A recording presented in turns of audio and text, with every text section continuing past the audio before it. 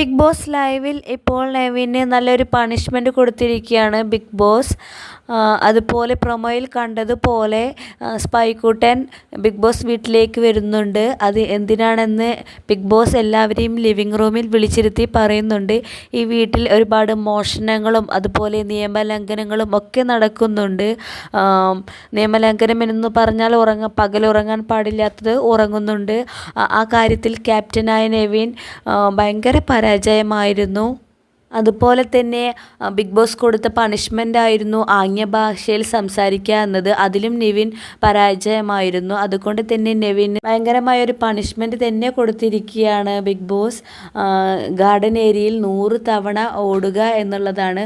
ഓരോ തവണയും ഓടിക്കഴിയുമ്പോൾ ഞാനിനി പകൽ ഉറങ്ങില്ല എന്ന് അവിടെ ബോർഡിൽ എഴുതുകയും വേണം എന്നതാണ് പണിഷ്മെൻറ്റ്. ഭയങ്കര ഒരു പണിഷ്മെൻറ്റ് തന്നെ കൊടുത്തിരിക്കുകയാണ്. ഇപ്രാവശ്യത്തെ ബിഗ് ബോസ് ഭയങ്കര സ്ട്രിക്റ്റ് ആയിട്ടിരിക്കുകയാണ്.